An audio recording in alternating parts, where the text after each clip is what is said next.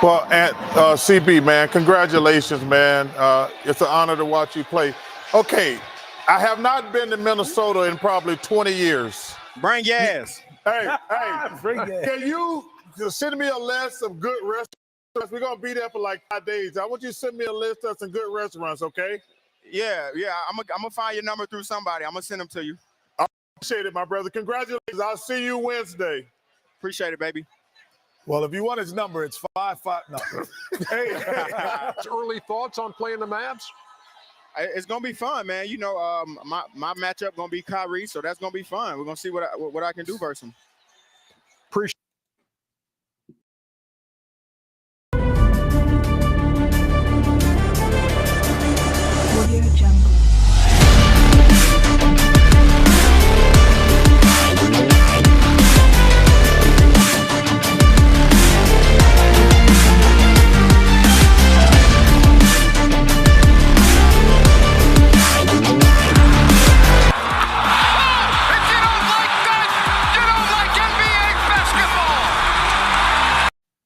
And a good Monday afternoon to everybody. How we doing? How was the weekend? Ry-doe in Sacktown with you.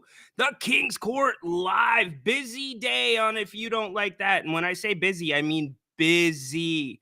5 o'clock, Grant, open forum. Then 8 o'clock, Grant and Ry-doe, we're doing a Monday night scrum. Bring your questions. It doesn't have to be about basketball. We can really talk about just about anything that you want to talk about. And by the way, y'all know this, it is a Ry-doe Monday, so we're going to get to those in a little bit. If you have any does, let me know because I'm ready to go with the does. And the dog doesn't like them.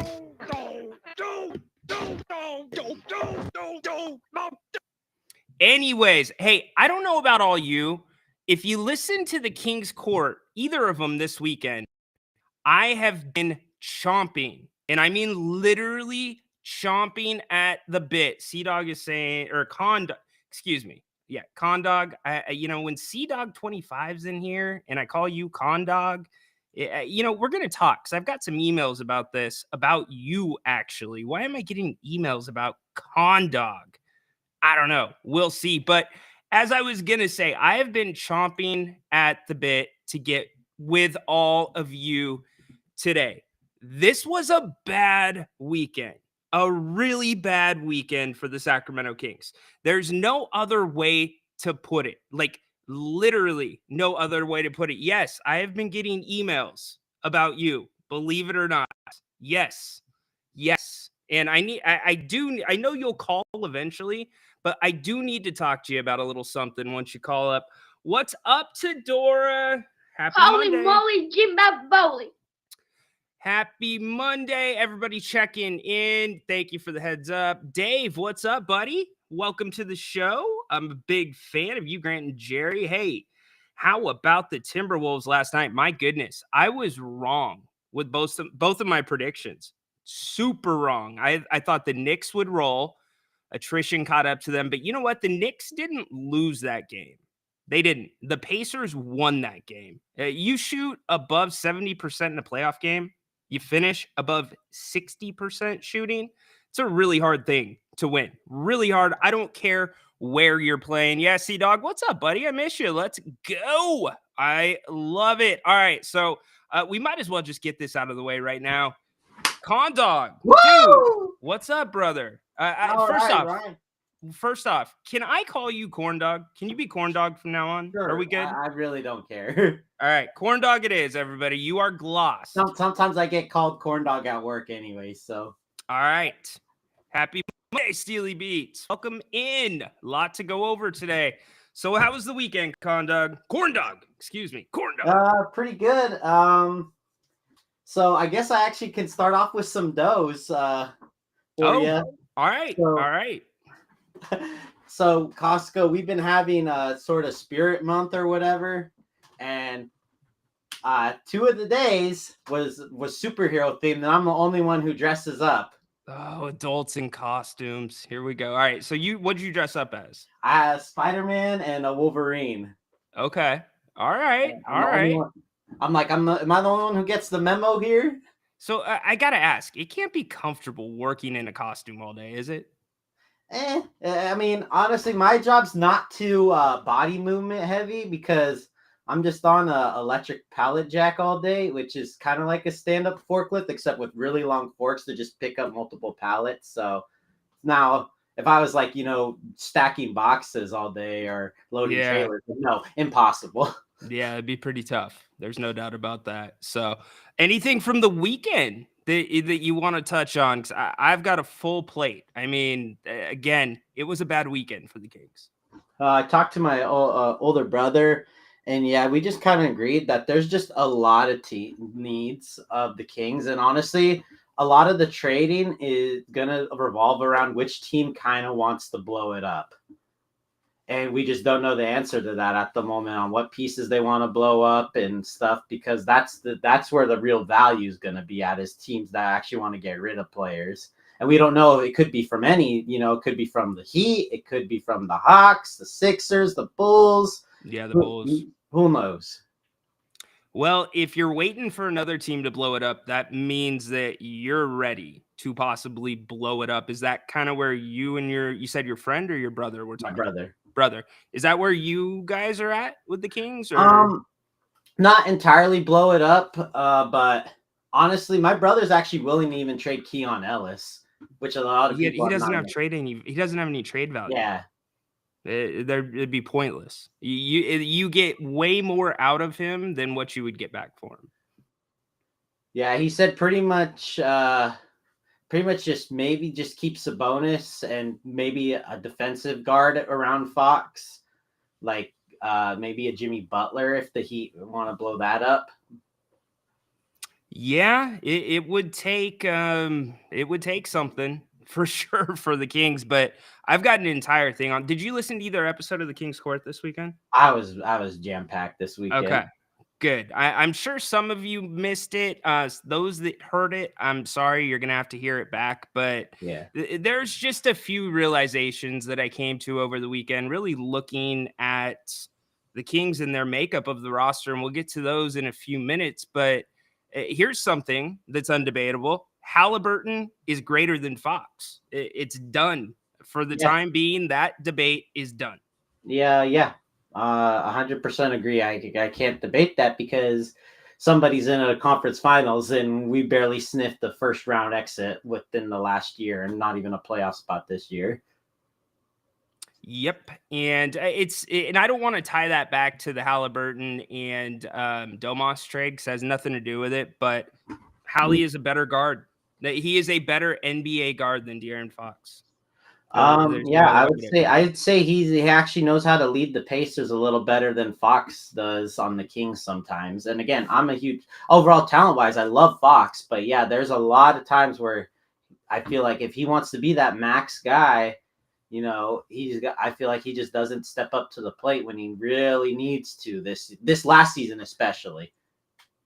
Yeah, and it's not just, you're right. It's the stepping up to the plate. I think that there's some middle ground there. They didn't have much help, but I think if you just look at the numbers of where the Kings are at and the contracts in the next couple of years, and I think maybe I've put together a little bit of that missing puzzle because, De'Aaron's contract, I believe, was going to be up before Sabonis's, and they locked in to Sabonis long term, and I'm fine with that. But I don't think Sabonis was going to be going anywhere last offseason or when his contract expired. He was happy in a small market. He's only known small markets, and so if I'm De'Aaron Fox, does that kind of piss me off a little bit? Maybe, and I'm piggybacking on the Rudy Gay comments, right? Like where it's like, oh, you wasted my prime. Well, why didn't you go out and get some help? for De'Aaron in the postseason last year or in the offseason. It's just hard to contemplate. And the fact that Dallas is in the conference finals, you don't think that that's got the Kings front office up in a tizzy probably, and Vivek? Oh, for I sure. would be pissed. The Kings were positioned better than Dallas when the trade deadline rolled around. I think they were 2-0 on the season series against Dallas at that point. And Dallas gets better for relatively cheap. And now you're in the Western Conference Finals. Yeah, and we were also a team positioned to get Luka ahead of Dallas. Well, they went a different way. They went Bagley there. But just, I mean, if we not even go back that far, we just talk about this last season, what Dallas did the season before, what LA did. Like, I've said it all year. I said it on damn near every post-game show. Said it. You talked about if not this trade deadline, but the one before. For sure. But then on top of that, I've said the West is wide ass open. We've said it all season. So, like, the fact that we're here, where Dallas is in the conference finals, I'm not going to make a big deal about Minnesota being there. They deserve to be there. I'm excited to watch Minnesota be there. But Minnesota, Dallas, you are going to have a new representative out of the West. And that was a group coming into the season that we thought the Kings might be ahead of. Minnesota, Dallas. They weren't, especially at the end of the season. I think this is the first time in the Western Conference where there's been a 5-year stretch of a different team in the finals out of the West. Yeah, they said that last night. They said that last night. Yeah, because usually, it was either just Spurs, Warriors, Lakers, Spurs, Warriors, Lakers.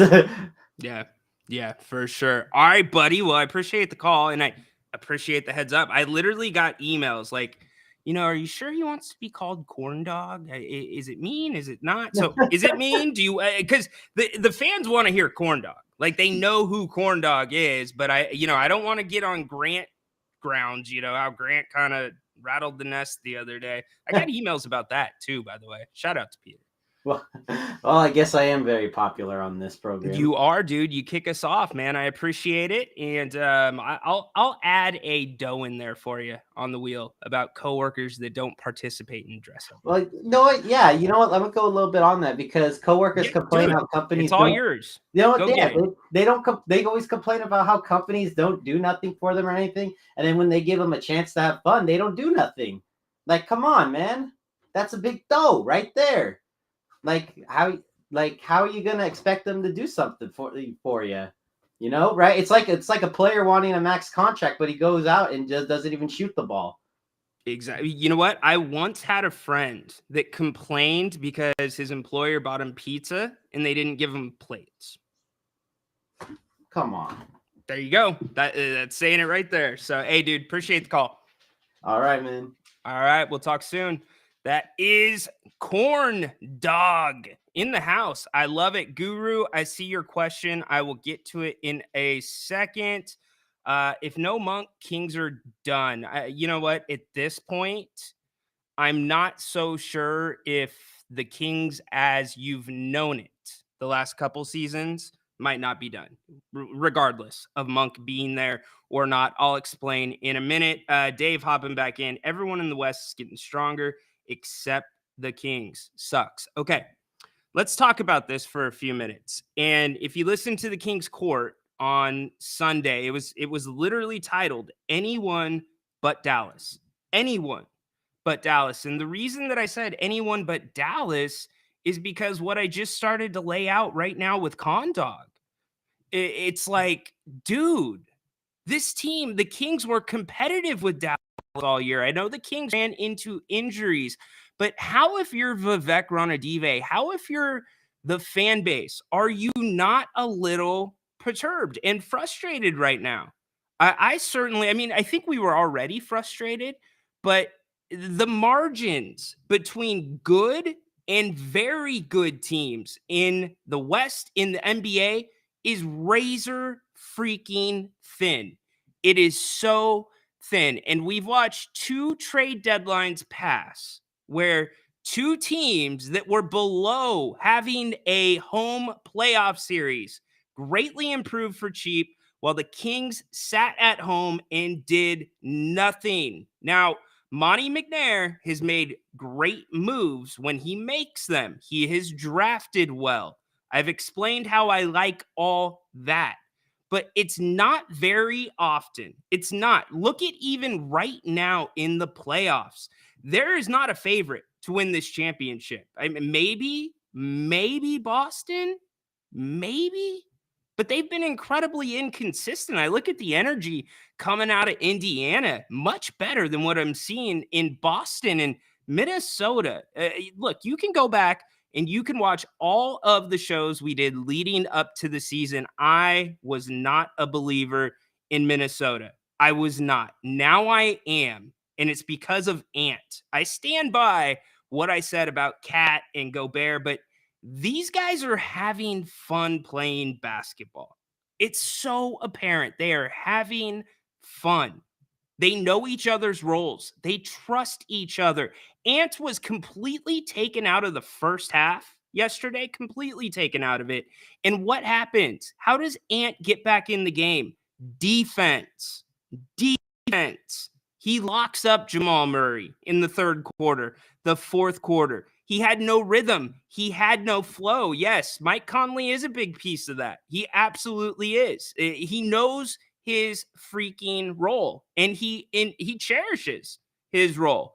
Saying the T-Wolves are the favorite, that does not surprise me. I've not been looking at that. But, the Kings, that's what's so hard about this.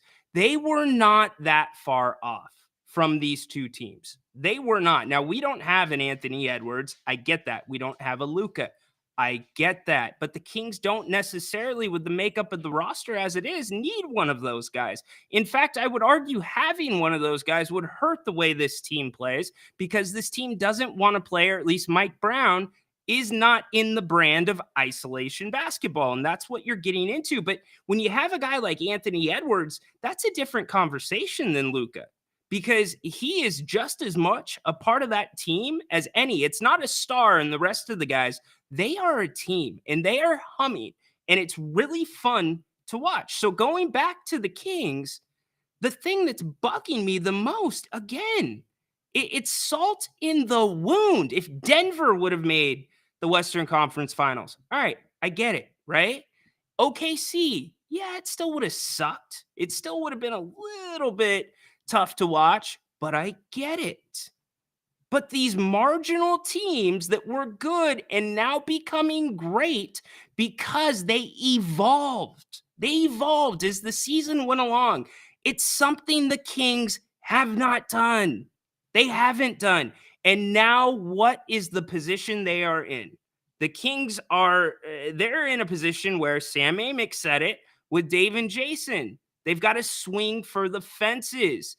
That's like panic mode, right? Like it kind of feels that way. And that's with or without Malik Monk, because now that wide open West, it's now closing up because you're seeing stars emerge. You're seeing units solidify.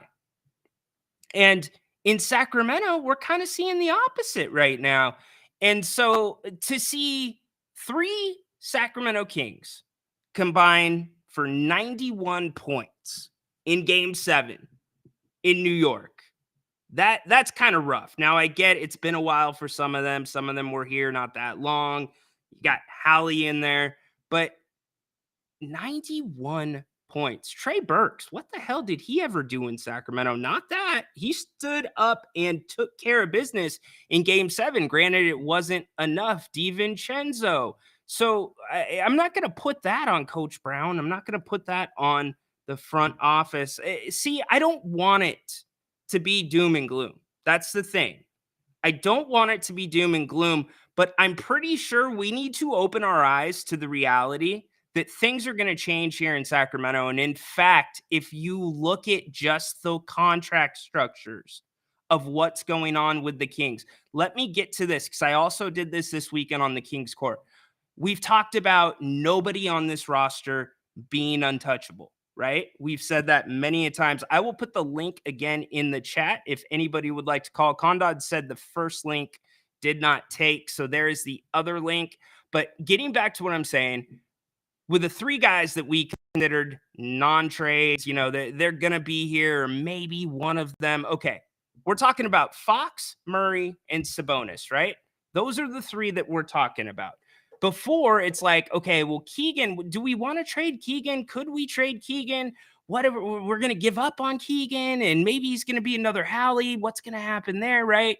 Well, De'Aaron, no, we couldn't get rid of De'Aaron. He's the man. It's his team, right? And Sabonis, like, well, you just re-signed him. I mean, Sabonis in year 27-28, league year 27-28, he's going to be making $51.2 million. Now, I get inflation is included in that. Salaries are going to go up in the coming years. So maybe that's a good deal come 27-28. But getting back to the guys that are untouchable, here's how the list goes on touchables in Sacramento. If you're looking at, from another team's perspective, the most desirable pieces from the Sacramento Kings, this is the order they go. Keegan Murray, De'Aaron Fox, Domantas Sabonis. Here's why. Keegan Murray, $8 million, $8.8 million this coming year. Then it's a team option, which will most certainly be picked up. That's for $11.1 million. And then I believe player option, or I have to verify that. But the 26-27 year, 14.69, I believe it's a player option. And Keegan most certainly is not going to pick that up. He's going to want to be a free agent and get paid, okay? So teams look at Keegan. You get him for another 2 years on the cheap, right? If the Kings were to trade him this offseason, Keegan's number one. And the upside's there, right? Grant says all the time, De'Aaron Fox is what he is at this point. I don't know if I'm ready to say that yet, but I get where he's coming from, and it's a conversation we can have. Now, after Keegan, it goes De'Aaron. This is the thing that I've heard nobody in Sacramento talking about this, and I don't want it to seem like doom and gloom, but it is just the reality of the situation. I kind of hinted at it last week with Cleveland, what they're going through and the decisions they have to make with JB Bickerstaff and then also Donovan Mitchell. Donovan still has another year on his contract, but if Cleveland does not have Donovan in their long-term plans or don't plan to re-sign him, then it's time to move him. This is the offseason to move him. It's where you're going to get your max value for him. And trade deadline, sure, you're still going to get something, but now he's truly a rental because you're only getting him for a third of the season at best and the playoffs if you're a contender, okay? So De'Aaron Fox next year, $34.8 million. I think that's fair. 25-26, $37 million, 37, basically 0.1. I'm going to round up. 26-27. Zero. Free agent, y'all. De'Aaron Fox is a free agent in 26-27.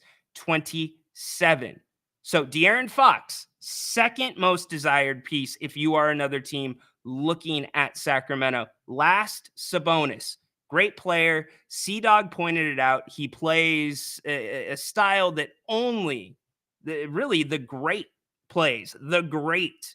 And the great is Jokic, and he was made to look human yesterday. And sometimes during the series, did you realize the Nuggets never scored 100 points in any of the games the T-Wolves won? And 3 of them were in Denver. And hey, Denver fan, I've got something for you. You're on the Ry-doe wheel, and I'm going to make sure that one comes up because you're pissing me off, Denver fan. But getting back to the point about teams looking in and looking at Sacramento and their pieces, there's not an NBA team right now that's going to take Sabonis. Not going to take that contract. Are you kidding me? I mean, Sabonis next year, 41.8, then it goes to 44.9, then it goes to 48, basically 0.1, and then $51.2 million. So Sabonis is locked in. And you know what that tells me? That tells me everybody is saying, De'Aaron Fox, De'Aaron, this is your team. This ain't your team, De'Aaron. This is Domantas Sabonis' team. At least the contracts, that's what that says. To me, that is saying, Domas, you're the man. We're building around you. You are a piece that's going to work in the system that we want to run. And don't tell me that we know the Kings' identity is a three-point shooting team, because every damn team in the league is a three-point shooting team. So first off, Kenny Smith said it great over the weekend when he was talking about Minnesota and Dallas and some of these teams improving at the trade deadlines. He's like, I get asked all the time, is that a good trade? Do you think that's going to work out? And he goes, most times I can't really answer it because they're teams that we don't know what style they like to play. One night they do this, the next night they do that. And I'm not saying he's talking about Sacramento, but Sacramento's definitely in that conversation. If you were going to group teams together in the NBA that also have that problem. Now, I just told you from the outside looking in, the order it goes for the NBA looking at Sacramento Kings if they wanted to make a trade and make a move for someone, okay? Now, let me tell you the order it is if the Kings are going to swing for the fences, because it's the order it has to be. De'Aaron Fox is the most movable piece on this roster. And most movable, I mean, if you're assume you're not giving up Keegan Murray, because really the Kings cannot and should not give up Keegan Murray because they've got him for 2 more years for the cheap. And Keegan Murray has improved leaps and bounds between his rookie and second year. And there is still a long ways to go with that young man. So I'm excited to see what's next for him. But with De'Aaron Fox sitting at $34.8 million this season, that to me is not that unfair of a number, especially because he's here now in Sacramento. Now, if he goes to a major market, if he went to the Knicks, if he went to LA, if he went to a contender in a major market, he is not a max player. He would be taking a pay cut. Those teams are not going to give him that big deal. So you guys remember DeMarcus Cousins when we started having the talk? Is he going to get a max deal? What are the Kings going to do? Is he going to be the guy? I mean, he's been here for how many years, and the Kings have missed the playoffs this many times. And we've had that many coaching changes, and you hear stuff about things off the court, right? Well, what did the Kings do? We weren't all that excited about the deal that the Kings made for DeMarcus, but that deal was made because DeMarcus was not in the long-term plans for this team. So I beg to ask the question to all of you. Is De'Aaron Fox in the long-term plans for this team? Because if he is not, it is time to move De'Aaron Fox. And I'm not saying that because of what he's doing on the court. I'm not saying that because he had a little bit of a regression this season. I believe in De'Aaron Fox. But if you are not going to commit to De'Aaron Fox, or you are not ready, by the way, Sacramento Kings fans, do you want to pay De'Aaron Fox more than Domantas Sabonis is going to make? Because that's going to be the ask. If De'Aaron is going to stay in Sacramento, he is going to want more money than Domas. There's no doubt about it, okay? So now you're going to tie your wagon to those two guys, both making likely over $50 million a year. I don't see it. You just had a 2-year sample size, a 2 freaking year sample size. And let's be fair, Sabonis has been here for 2.5 seasons, but in those 2.5 seasons, he's made the playoffs once and the play-in once. I know the play-in doesn't count. I'm not trying to raise any play-in tournament participant banners or anything like that, but it's better than nothing, right? And Fox, 7 years, a play-in and a playoffs. So if I'm the Sacramento Kings and I'm sitting next to Monty McNair, the decision on De'Aaron Fox is not after this year. The decision on De'Aaron Fox is right now. I'm sorry, Kings fans. I'm afraid I've got some bad news. Because you can't let De'Aaron Fox walk. You can't if you're the Sacramento Kings. You let Bogey walk, you might have Malik Monk walking.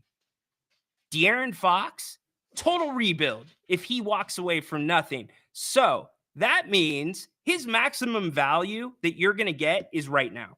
You are going to get Max, the most you possibly could for De'Aaron would be right now in this offseason. This coming trade deadline, sure, you're still going to get good value, but then you have him for a season and a half if you're the team trading for him. If you wait till next season, you only get him for a year, and you're going to wind up in the same position Cleveland is going to wind up in with Donovan Mitchell. Now, could you always do a sign and trade? Sure. But is De'Aaron going to want to do that? That's a question that we don't know the answer to. Okay. But then if you fast forward to that trade deadline, if you got to trade him there, you have to, if you're not going to re-sign him. If you don't, he's walking. The Kings can't afford to play chicken. And guess what? The cars are lining up to go right now because De'Aaron Fox is on the clock. So tradability, De'Aaron Fox is the most likely King, in my opinion, to be traded. If the Kings swing for the fences, then it goes Keegan Murray, then it goes Domantas Sabonis. Sorry to give you bad news, but it jumps off the page to me. I don't see it any other way. I'm open to other arguments. Y'all just let me know. I mean, I'm hoping I'm not hitting you with anything too heavy on a Monday, but I mean, again, it could have. I don't know. Did that extension last summer possibly rub De'Aaron the wrong way? I could see it both ways. I really could. Let's get back to your comments really quick. I probably have lit the comments up with those takes. Let's see. Mike Conley underrated. We got that one. Yes. No, we did that already. Kings can get either Leonard Miller or TJ Warren from the T-Wolves, trade Davion. But that's okay. These fringe moves, we're past the fringe move part. That's the problem. That was last offseason. Fringe moves aren't going to get it done for this team. This team, now that Dallas has made the Western Conference Finals, no, it's not going to happen. If I'm Vivek, I am pissed. Because although the Kings have been prudent and made good moves, they have been reactive. They have not been proactive. And now they're backed into a damn corner and they've got to land a haymaker. Dre, I'm sick to my stomach right now. Both so-called young, inexperienced players in Ant Edward, who is 22 years old, and Tyrese Halliburton, who's 24 years old, both from the 2020 draft in the conference finals. That's not why I'm sick. That's good for the league. I don't have a problem with those two things. In fact, I'm a little bit relieved that Hallie is now in the conference finals, so we can put that argument behind us. You know, who's better, Fox or Halliburton? I know it comes up all the time. Like, why didn't the Kings trade Fox? You know, we should have kept Hallie. They didn't want Fox. You got to know that. Indy did not want Fox. It's the same situation right now that some teams are going to be looking at. They'd rather have Keegan Murray 100% than De'Aaron. But De'Aaron, if the Kings are going to be shopping pieces, De'Aaron has to be the piece. I don't see how the numbers make it any other way. And the trajectory, unless the trajectory of what the Kings want to do changes and you want to get a little bit more experience as opposed to more youth, you know, Keegan's probably not going to be going anywhere. Kevin hopping back in. They have to change. Yes, they do. Let's see. We've got another one. Sorry, computer's going a little bit wild right here. Let me put that back up. Okay, if Kings sign Monk, what forwards can they trade? Davion, Herter, Barnes, maybe the T-Wolves for Leonard Miller. Okay, we got that one. No. See, that's the thing. The T-Wolves are not going to want to take on those salaries, especially Herter and Barnes. They're not. They've got a lot of payroll right now. No, Domas needs Fox. Monk, he'll be like his dad in Portland. Okay. I'm not ready to say Domas needs either one of those guys to be successful because we haven't seen it any other way. He hasn't been given another shot here in Sacramento to play with other guards. Now, I want to make this crystal freaking clear. I am not lobbying for a De'Aaron Fox trade. I am not saying a De'Aaron Fox trade is in the best interest of Sacramento. I am not trying to put De'Aaron Fox down. I'm simply saying if I work in the front office, that is how it's got to be because of the contracts. Because now with the new CBA, I know, Ryan, you always talk about the CBA, but with the new CBA that's going into effect, the payroll is going to be a huge deal. Super teams are done. They are done. So I guess if you get 34 million and 37 million off the books, if you could get another serviceable point guard that runs the pick and roll, that is a team-oriented point guard. And I'm not saying De'Aaron isn't team-oriented. It's just De'Aaron many times has to be, in my opinion, do you guys hear that right now? I think you do. That's my phone ringing. Did you guys hear it? All right, let's go to the phones. We got a call coming in. 1 second. Kings Court. Thank you for calling. Ryan here. Ryan, what's up, man? It's TC. Hey, what's up, TC? Hey, what's up, bro? Hey, just tapping in, man. So, look, hey, I got a few points, man. Seriously, though, like on a serious note. So, as far as Halliburton and Fox, bro, like Kings fans, listen, bro. Seriously, it wasn't going to work with those two guys. It wasn't pure point blank. Everybody said they didn't want Fox. Well, the deal got done with Halliburton. Okay, so say if we did trade Fox for Sabonis, how is Halliburton and Sabonis going to work? They both want to be facilitators. Plus, they're both passive dudes. Like Halliburton, you still have to tell him to shoot a lot, even though he made those 6 3-pointers. Sure. You still have to tell that dude to shoot.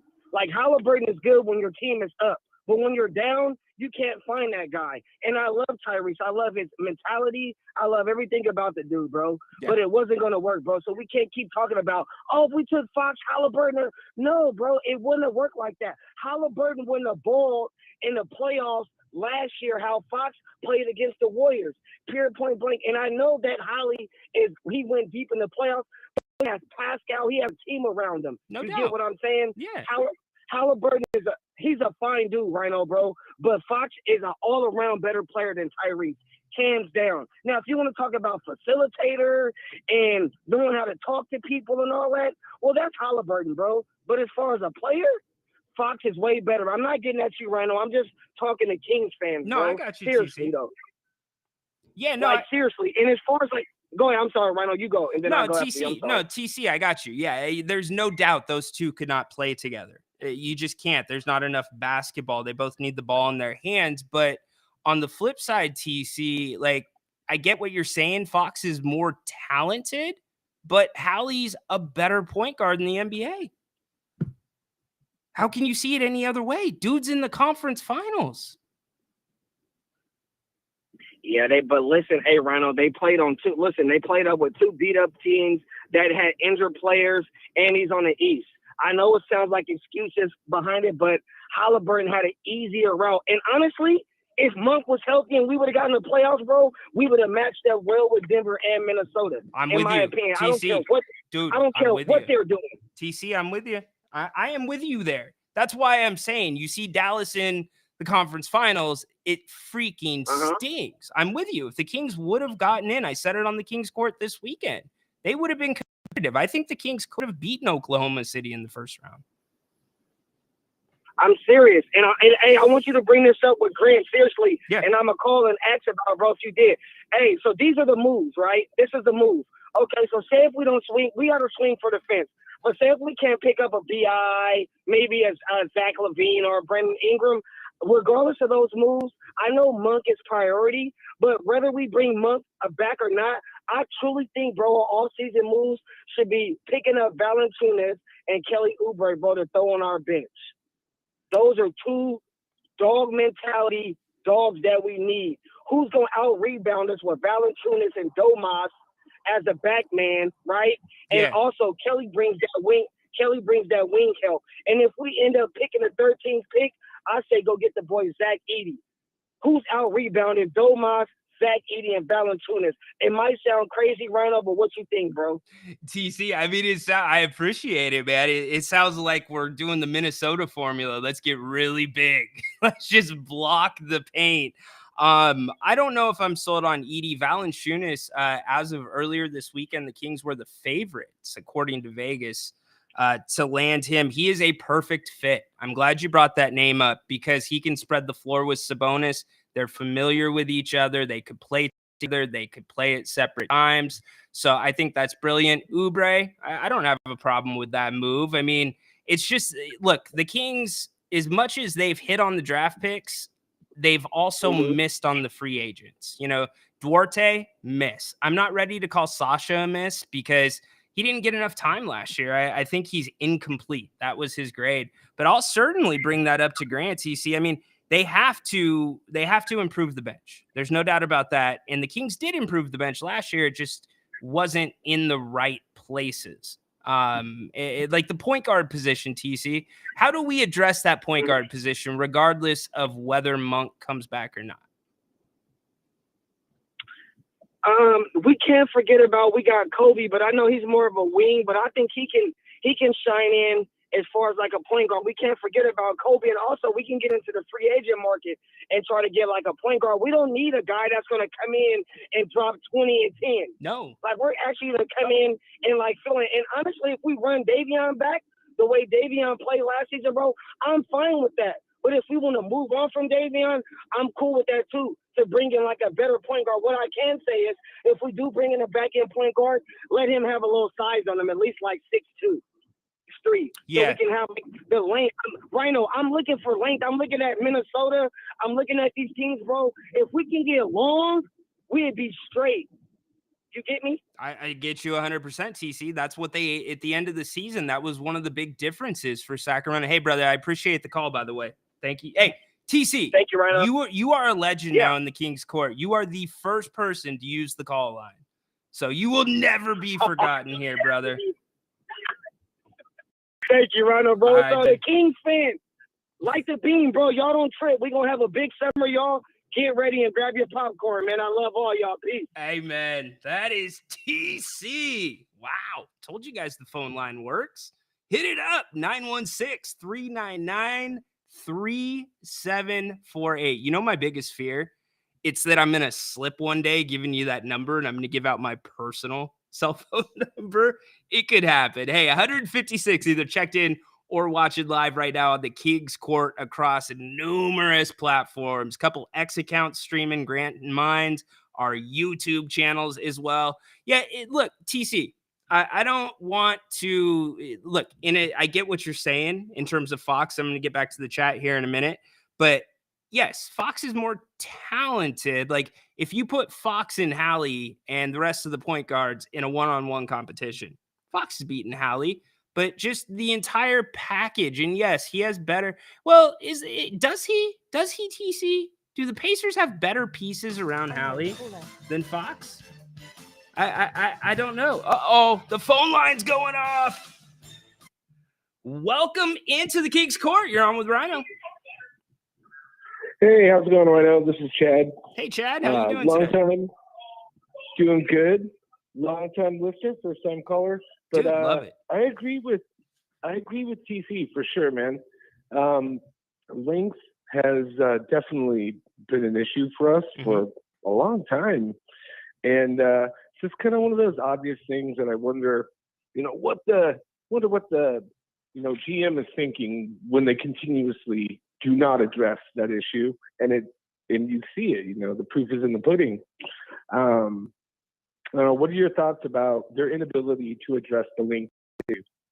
I think I've tried to address it at different times, but it just hasn't worked out. And then when they are not trying to address it, it works out. Like with Keon Ellis, right? Keon gets an opportunity this year because guys go down, the Kings struggle at times, and he steps in. And in fact, that to me was kind of the secret sauce for the Kings. I think that opened up a new way of thinking because then sometimes you could say De'Aaron Fox, some of the other guards, Monk can be a defensive liability.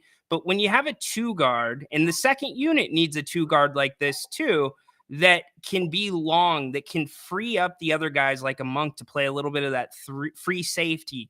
De'Aaron Fox, he thrives off of that free safety kind of position where he can float back and forth in the defense, when they can switch, when they can do things defensively to trick and mess with other teams, because the speed, the length, the talent is there. Basically they're interchangeable. So I'm with you. It's just there's not a ton of those guys on the market. And if you want to bring one up, I know it was brought up a few minutes ago, Colby Jones, he still needs time to develop. Colby by no means, in my opinion, is ready. And in fact, I don't think any of the Stockton guys are ready. Not to say they couldn't be ready, but you also got to look a little bit internally with what you have and how you could get it to a point where it's serviceable. Right. Oh man. After I found out that we got the rights to Keon Ellis, yeah, I looked at some of his highlight videos from college. I was like, oh my God, this is exactly what we need. And yeah, it didn't take that long for that to see that on the NBA court. So yeah, that was a definite bright spot. I agree about Colby Jones too. I'm kind of excited about his future. I think that we're in a tough spot. We're trying to get to the playoffs, trying to get play-in, so we really can't afford to play young guys. But our core group just is not there. We're kind of in the no man's land of But I think I might be in the minority in this opinion, but I think that we should really swing for the fences on this draft. I think we should take this draft pick, and I think that we should draft some, a prospect, someone that we're going to have to work on for a couple of years. But, someone, like Yves Missy, is that his name? Or, even someone like Zach Edey, right? Someone who might not contribute right away. But, I mean, it doesn't take long for some of these guys, like, the previous caller was saying, look, Ant and now Halliburton both only drafted a few years ago. They're doing it, So I think in the situation that we're in, I think that it would be in our best interest to swing for a home run and just take the time to develop a prospect, just get what we need. But anyhow, it's a good show, Ry-doe. I'd like to thank you and look forward to listening to the rest of the show. My pleasure. Thank you so much for calling. I love the first timers. I appreciate it so much. Call again, please. You all are freaking killing it on the phone line. I'm going to let that thing ring all show. 916-399-3748. I do got to mute that because I don't want NBC to hit me for copyright. That would not be good. Hey, boss, your YouTube account with 7,000 followers.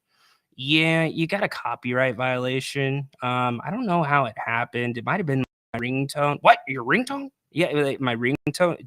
They make ringtones still? You could do a song for a ringtone? Yeah, boss.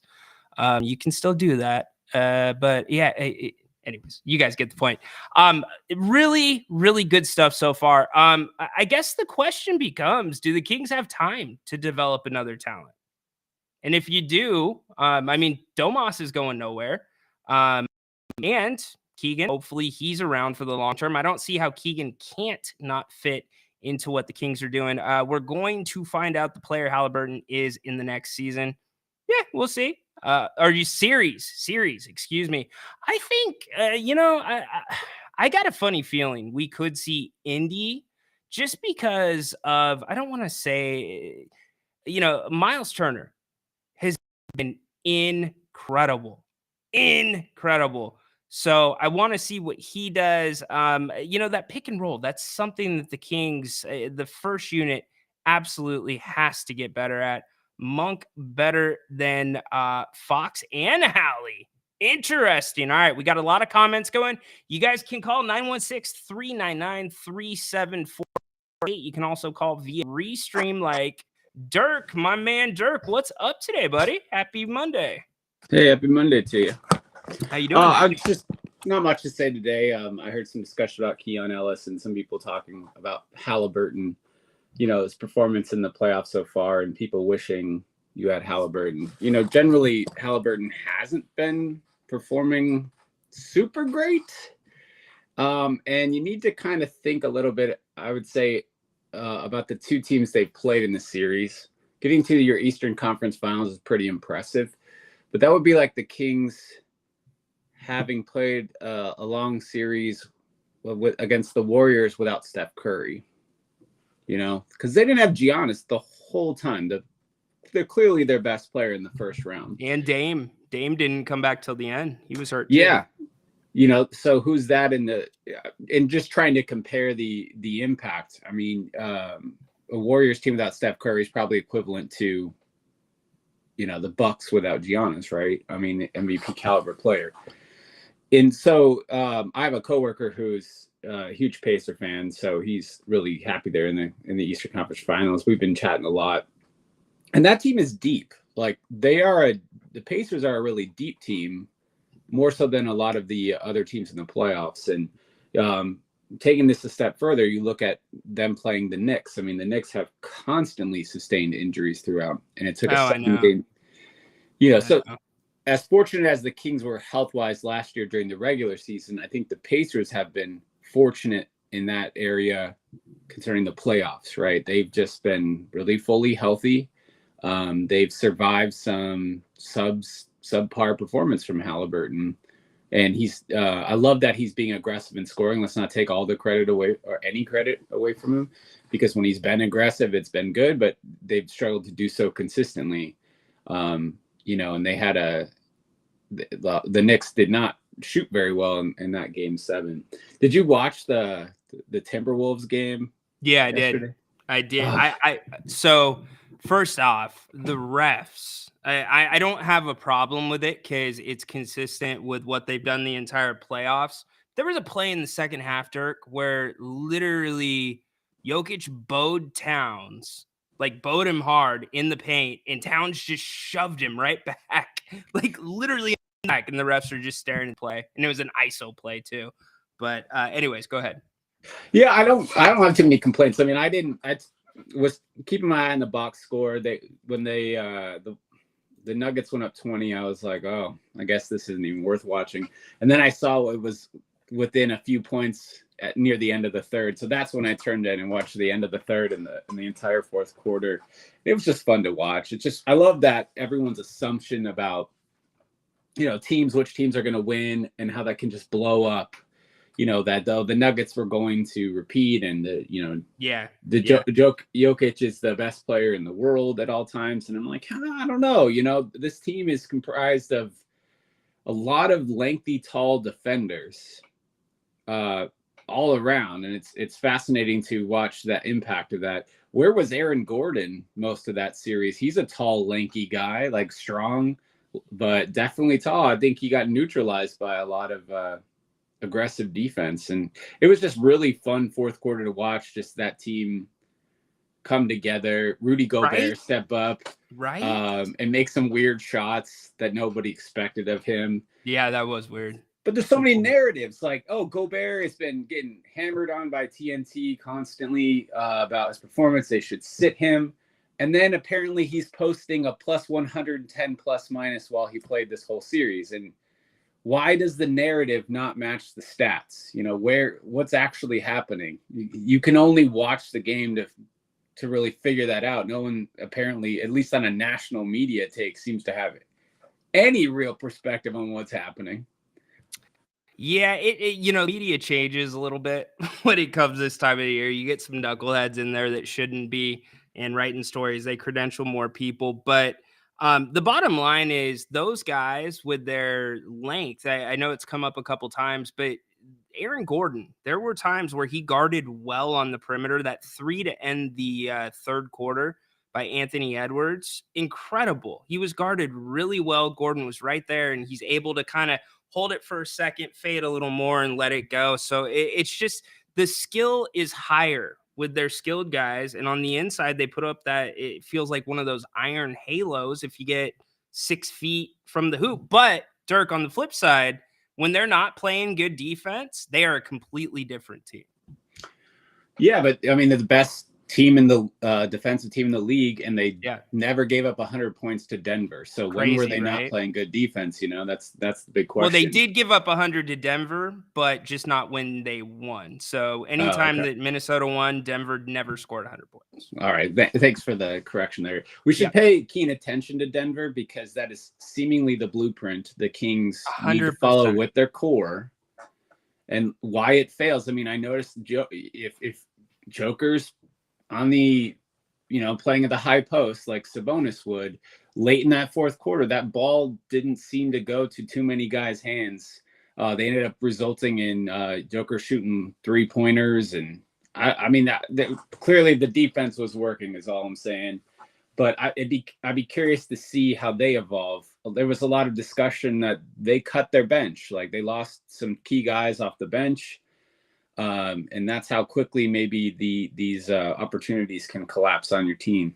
But the league will constantly evolve, and the new CBA, I think you're going to have guys that are much more value-based contracts rather than max contracts everywhere. Yep. So last thing to mention is Keon Ellis. Like I'm super high on Keon Ellis. Two areas of his game that I think he should improve. And Ryan, I want you to tell me what you think they are.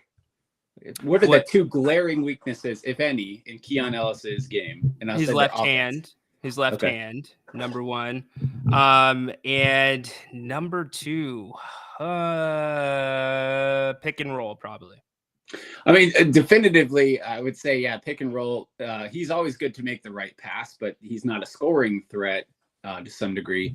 The thing that stood out to me, and I'll ask the chat if they saw it too, is you notice like anytime there was a steal and fast break and Keon's on that fast break, quite often it results in a turnover, a missed opportunity, a missed shot, or maybe like he goes to the free throw line, but there was no chance for an and one there. And I really would love to see him, develop in those transition moments. For sure. Because every other player, I'd be that's one area I think Kevin Huerter plays pretty well, is on steals when those happen. But on top of that, just something that makes him an offensive threat. That could be a midi. I think we saw it late in the season. I saw a little 2-man action with him and Sabonis. I think he was trying to emulate Monk a bit, but the degree to which I think Keon grows is the degree to which De'Aaron Fox or Sabonis partners up with him to develop those elements of the game. So we'll see. Amen. Good call, Dirk. Appreciate it, buddy. Happy Monday. Happy Monday. Talk to you later. Always. Talk to you soon, bud. We are killing it today on the King's Court. You guys are awesome. I love the calls. Keep them coming. 916-399-3748.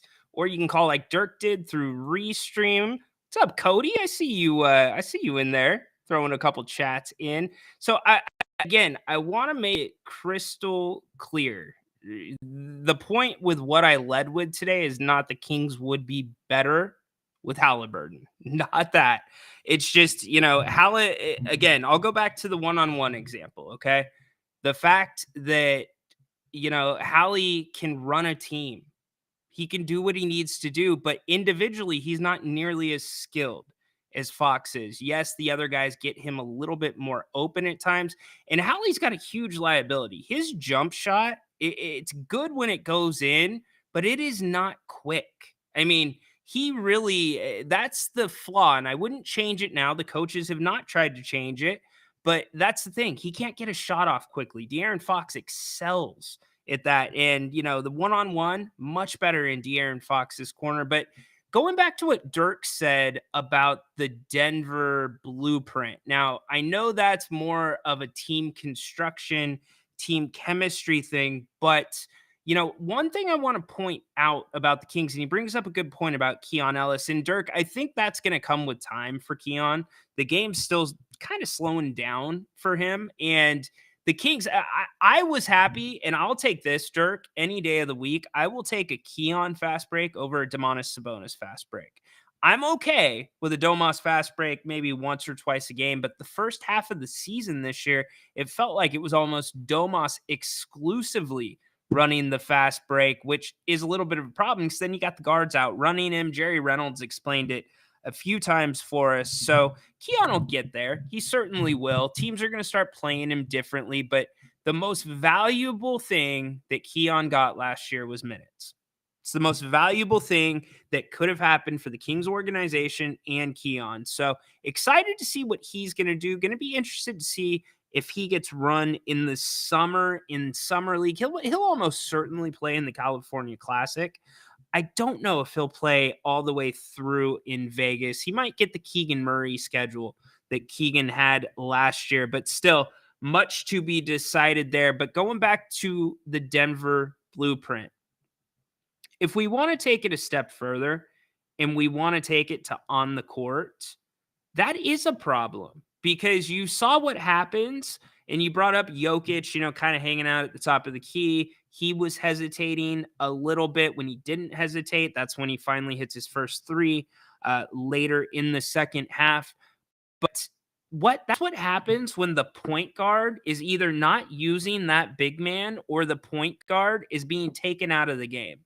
And I felt like too many times this season, that's what was happening with Foxy. That's what was happening with Domas. It looks really awkward when you've got Domas on the wing and nobody moving because Domas isn't going to be beating anybody off the dribble. Now, that's not always the fault of the point guard. It's not always the fault of the off guard, but I think it's pretty obvious from the numbers that the first unit for the Kings completely went away from the pick and roll. To a degree, they went away from the dribble handoff. And, you can't properly use a talent like Sabonis if him and the point guard aren't completely in sync. Look at, and I know New York doesn't have one, but I use Brunson as the example. Brunson is constantly a threat wherever he is at on the court when he has the basketball. He uses his screens, and when he doesn't use the screens, he sets his defender up. So he thinks that he's using the screen. He can take it to the hoop, or he could pull back, take the jump shot. Our point guard, De'Aaron Fox, has all those things in his game alone, and it seemed like too many times this year, Foxy was trying to force it too much on his end, and Domas was trying to force it too much on his end, and I think it's the result of those two not using each other properly. I don't think we have gotten all of the juice out of that relationship. I think there's plenty of juice there. It's just really hard when you go and you see Foxy go from, and even Sabonis, both in the top 20 in turnovers this year in the NBA. Also, Fox goes from fourth in the NBA, or the inaugural clutch player of the year, to fourth in the NBA in missed field goal attempts.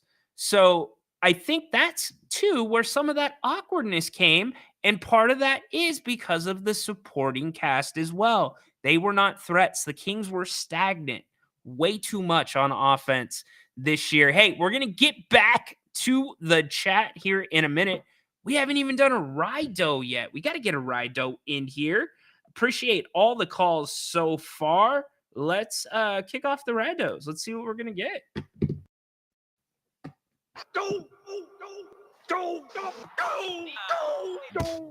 Here we go. What's it going to be? Who's coming up? Rhino or Rico? Guess what? This is a segment where Rhino is going to make fun of himself. And I should make fun of myself because I'm going third person there. So Rhino or Uncle Rico, this actually goes with something else that's on the board as well. But I actually am kind of kicking myself. I don't know if any of you, if you played basketball or you played a sport in high school, college, or even if you did something else, if you were in the band or whatever, you get it. If you were in a club, something that you were passionate about, like I'm passionate about my son. Come in, son. Liam. Sorry about this. The little man just got home. Liam. 1 second. We're going to run this because my son is not coming in. Oh, there he is. Thanks, guys. All right. Ry-does. Ryan doing live radio with the little man coming in the door. How about that? Anyways, getting back to what I was saying. if you did of those things in high school, college, did you keep anything to remember yourself with or remember those moments? I was not big on keeping stuff. I just was not. I don't know why. There were a few things that I kept, but they were special to me, like our championship rings, things of that nature. You want to say hi to the people? That's the little man. Hi, people. Here's my plant. Oh, you get to see his plant. There you go. All right, I'm going to get back to my show. That is Liam. We'll give him a holy moly. Holy moly, Jimbaboli. Anyways, King's Court. It's relaxed here. But anyways, I didn't keep very much from those times. And I started to kind of kick myself about it. And I'm not talking about like, when I say Uncle Rico, like my brother, we had an 11-year difference between us. And I really wanted to make it a point not to be the guy that went back to high school in college. But then when my brother got, a little bit older and he started playing again and got into varsity sports, I'm like, all right, I'll go check you out. But before varsity was freshman football. And the first time I go back to my old high school, this is no joke. This is no joke. And it's probably before Napoleon Dynamite came out. Maybe it was before or right after. Anyways, go back to the old high school to watch my brother play a freshman football game. I run in to an old teammate. I don't run into him in the stands. I don't run into him on the field. I ran into him tailgating. Yes, tailgating at a freshman football game. Now, you think that's bad? Let's ante up. Let's double down on this. He didn't know anybody playing in the game. He was wearing his championship ring and his Letterman jacket. So could you see how I was kind of like, ooh, I never want to be that guy. So I didn't keep stuff, but my mom did keep a few things that I was unaware of. When I was at SDSU, they wrote an article about waiting for the call, about me and some other walk-ons in the program. It's okay, buddy. And I just didn't keep a copy. Somehow my mom kept a copy of that. And she hands me this blue box just about a week ago. And I decided I wasn't going to go through it, but I decided I wasn't going to go through it then. I went through it on Friday. And gosh darn it, it was a hell of a lot of fun looking back at those times, getting to show my son pictures of me where I was closer to his age than I am now. There was some like stuff I told my parents I didn't want to keep. Do you recognize some new stuff in the King's Court today? That was Jimmy Connor's racket cover, and he signed it to me. I didn't want to keep that when I was younger. That's a Thunderbirds hat that's signed by the damn Thunderbirds. I didn't want to keep it when I was younger. And somehow my mom knew to throw a few things in the box, and she did an excellent freaking job. An excellent job. And I had fun going through it. So I say, Rhino or Uncle Rico, what I'm telling you, encourage your kids to keep some stuff. Hopefully you kept some stuff. But yes, that is the Ry-doe. All right, let's get back to the chat really quick. We're still getting the Halliburton talks. Damn voice typing. Yeah, I saw that. Yeah, you guys got a little inside King's Court there. The little man had to come and say hi to Dora. What's up? You need to sleep. All right, make sure you get your sleep. Let's see. Amar Monk for Sack Mayor, not Kevin Johnson. I don't know if that's gonna get it done, but we will see. My son texting me right now. This is really funny. How do you like Seahawks chances week 1? Cody, I don't even know who they play week 1. I don't know off the top of my head. Liam on Sacktown. Yeah, Liam and Sacktown doing Liam and Sacktown things. Yeah. So he loves plants like his mommy. So There you go. Look, Liam, you're getting some love on the channel. There you go. There you go, young man. I love it. All right, we'll go to the Ry-doe wheel one more time. Remember, 5 o'clock right here. Grant will be live, which means we're going to wrap up in about 20 minutes. And then 8 o'clock tonight, we will be back. We're going to do a open forum kind of scrum thing, talk about the weekend. Scotty Scheffler, really quick. I know Dog. I saw your comment about the PGA Championship. Xander Schauffele finally gets one done, knocks in a birdie on 18. DeChambeau, wow, what a way to come up the leaderboard, but it was too little, too late. He was getting ready, warmed up, ready for playoff. Did not happen. So Schauffele becomes a first-time major winner with the Wanamaker Trophy. Scotty Scheffler's, I'm going to take this off the wheel in case it comes up, but Scotty Scheffler's arraignment has now been pushed back. I said it over the weekend. I would be shocked if that felony charge was not dropped before or at the hearing, which was supposed to be tomorrow, the arraignment, and it has now been pushed back, I believe, a week. Tells you, in my opinion, everything you need to know. You can go back and listen to Saturday's King's Court. I'm not going to get into my legal take. I do come from a legal background. Therefore, I feel like I'm somewhat qualified to give my opinion on it. So I did that on Saturday. So that was a pretty cool thing. And you know what? Even though golf is a mess right now, and I mean a mess, it's a mess.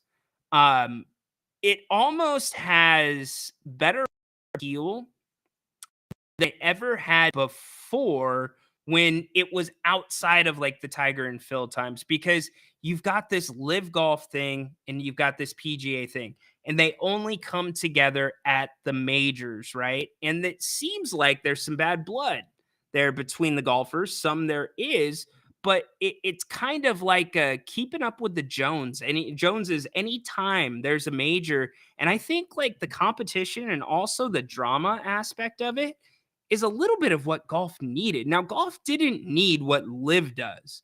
I think live is terrible.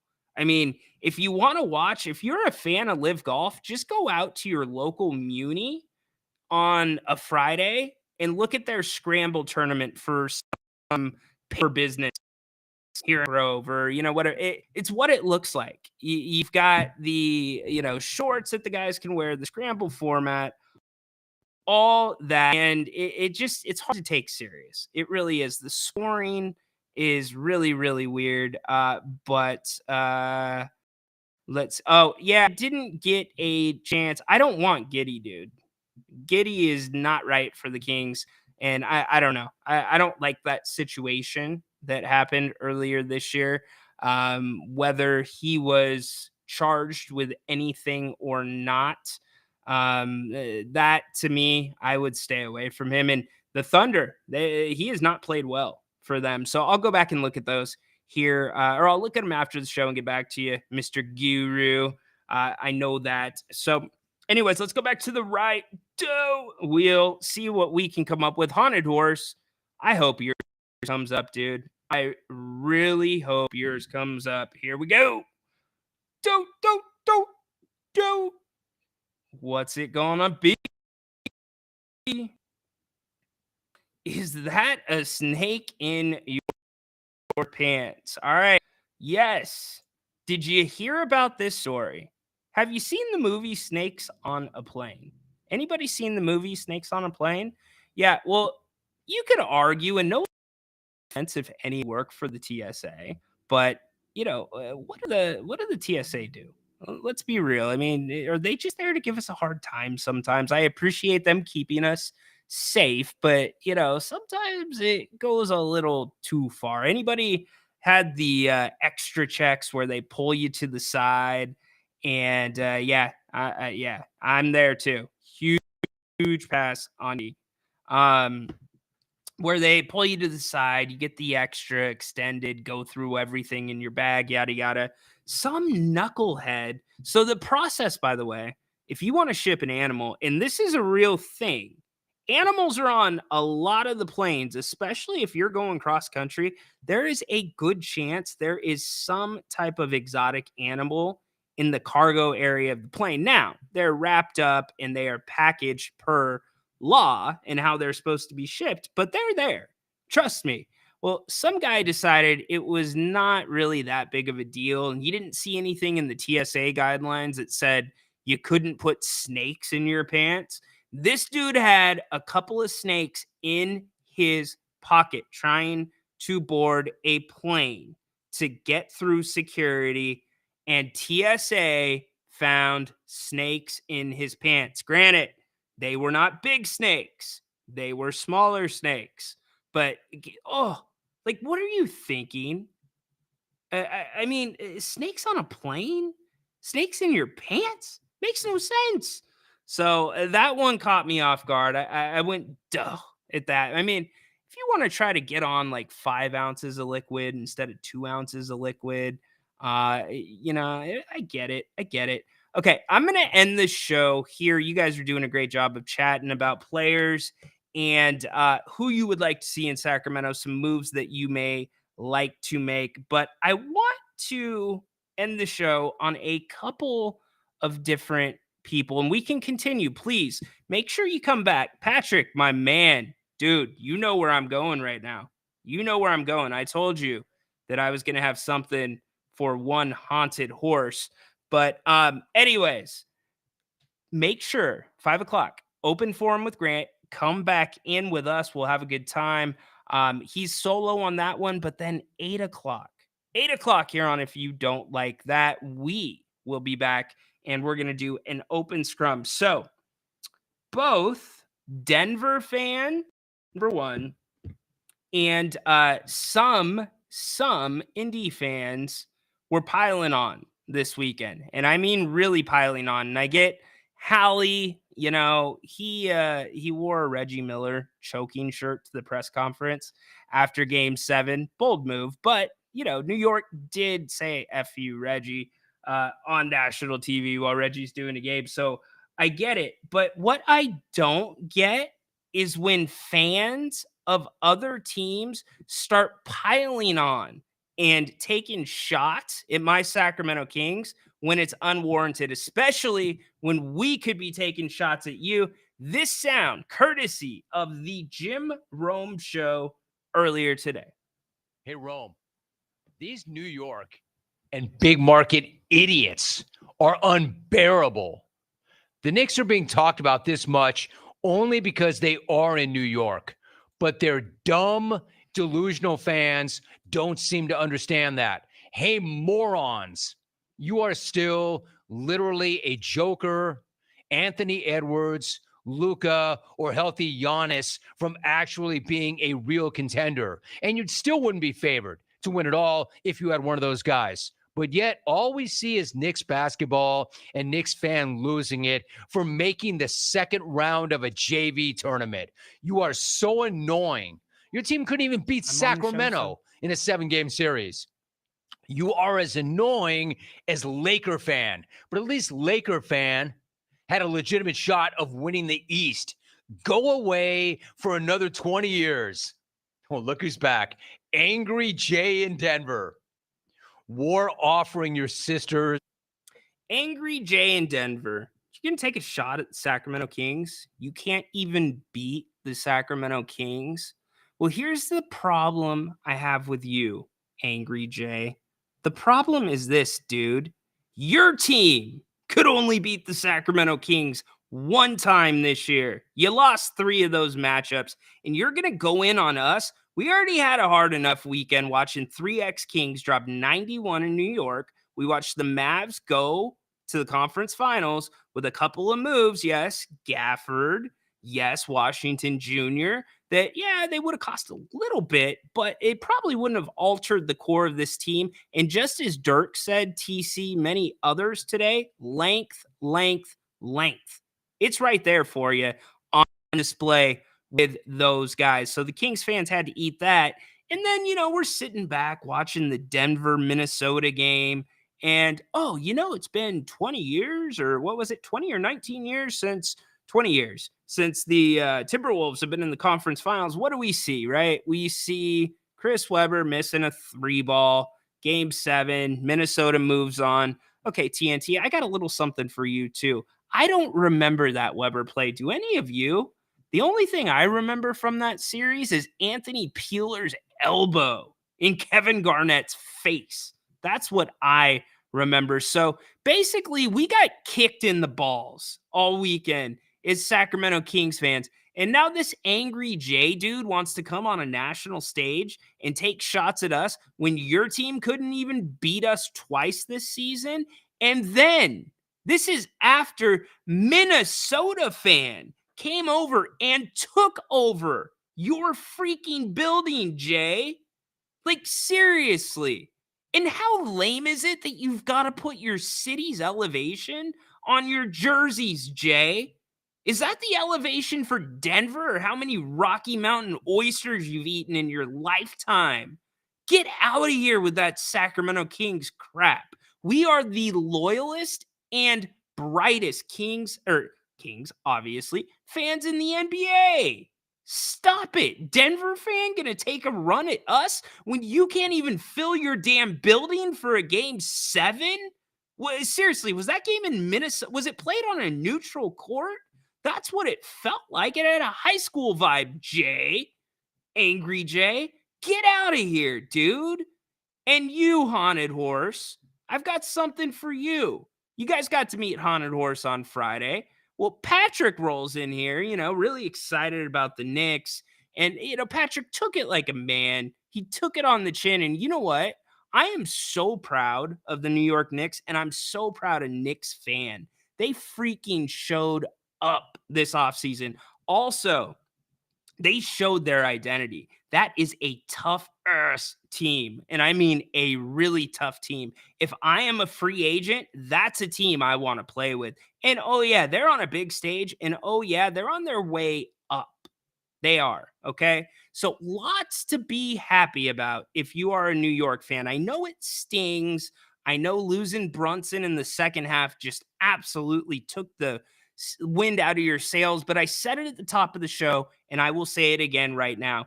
Indiana won that game. New York did not lose that game. New York left it all on the floor, and as they should have. New York gave those boys a standing ovation. Josh Hart fouls out. Standing ovation. Talk about a fan base that hasn't had a taste of success in a really long time, and they made every freaking moment count this offseason. And now this knucklehead, much like Jay from Denver, a Haunted Horse from Portland, starts weighing in on Patrick and I. Oh, well, I'm glad that they lost because I don't like James Dolan. Okay, cool. You could have had that take anytime, Horse. I know you've been saying it for 2 weeks. We've already known it. Why'd you have to rub that into Patrick, man? You know I'm going to take up for my man Patrick and not you, Haunted Horse. This ain't Gym Boys, dude. This is the King's Court. We don't give out any freebies like you. You're not the number one fan. Show me in writing that you're the number one fan. And I'm certainly not a fan of you taking a run at Patrick, much like Jay in Denver took a freaking run at the Kings. Because if there is one thing that I take freaking serious, it's all of you, and it's Sacramento Kings basketball. So make it a great freaking day. This has been a fun show. I don't know how many times I've said freaking. We're going to continue the conversation over to tomorrow. Still a lot to cover with the NBA. Still a lot to cover with your Kings. And don't forget, 5 o'clock today, Grant will be back with an open forum here on If You Don't Like That. And then 8 o'clock, we end the night with a open scrum. We can talk about whatever you want to talk about. It will be a lot of fun. And again, doesn't have to be sports related. It does not have to be sports related. We had a great show last week where we barely even talked sports. So thank you all so much for being here on the live edition of the King's Court. You got to meet Liam informally. And by the way, my wife and I, we should be on the Ry-doe wheel as well. We thought today was a minimum day. That's what we had it marked as. It was not. So we had to scramble. to get some coverage, but we did indeed. So happy the little man stopped in to say hi once in a while. See, I trust you all. I think you are responsible. If I didn't, I would not let my son come on camera.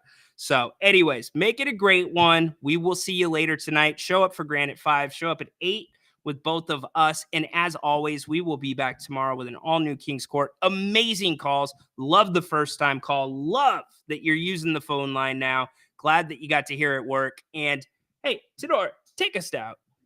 Holy moly, Jim Bowley. Love it. Go Kings. Light the beam. Court is dismissed. Until